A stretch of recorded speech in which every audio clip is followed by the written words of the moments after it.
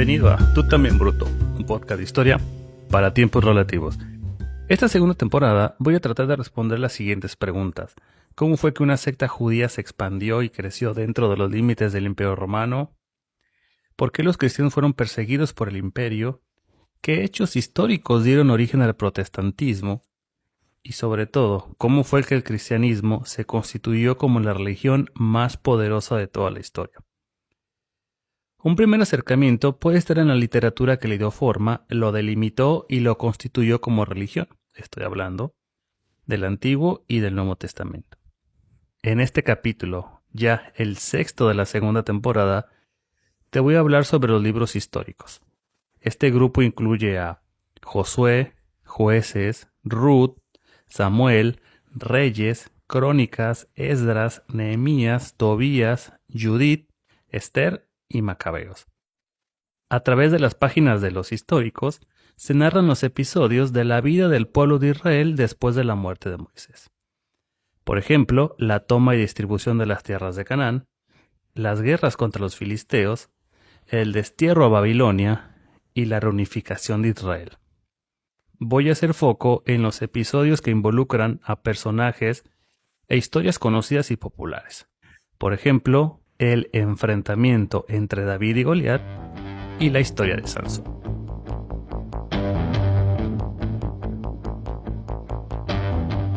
Treinta años después de la muerte de Moisés, Josué inició con los preparativos para ingresar a la tierra prometida.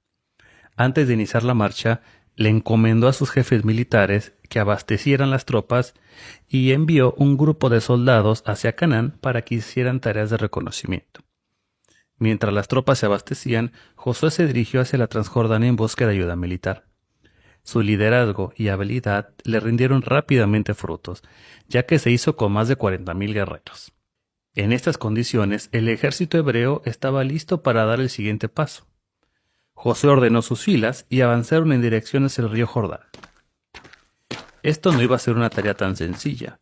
Josué era consciente de que el río Jordán era un río muy caudaloso, era el río más caudaloso de la zona.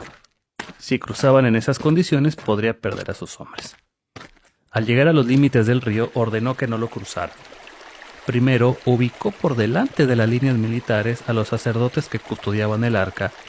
Y ojo, este no es un dato menor.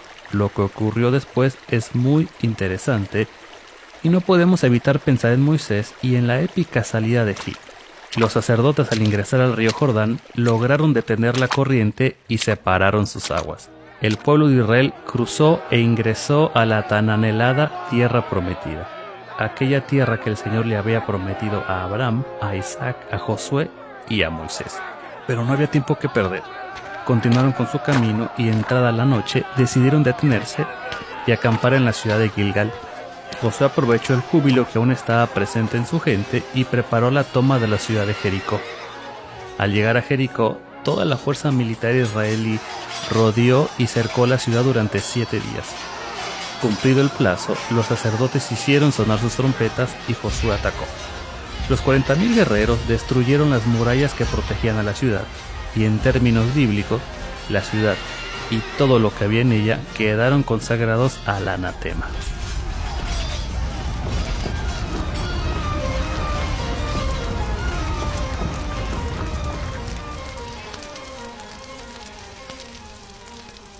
La suerte le sonreía a Josué. Su avance militar lo premió con las ciudades de Ai y Gabón, con las que también llegó a un acuerdo militar. Hacia el sur de Canaán, las noticias del avance de Josué y los aliados no cayeron en saco roto. Los reyes amorreos del centro y del sur formaron una alianza contra Josué. Como primera medida atacaron Gabón con el fin de debilitarla y hacer retroceder a las tropas israelíes. Pero la ofensiva claramente no dio resultado. Josué no solo resistió el ataque de la alianza, sino que la embistió y acabó con todo su ejército. Lo mismo ocurrió con las tropas de los reyes del norte, pero a diferencia de sus colegas del sur, estos ni siquiera tuvieron tiempo de moverse, ya que Josué, con harta experiencia militar, tomó la delantera, los sorprendió, los abatió junto a las aguas de Merom.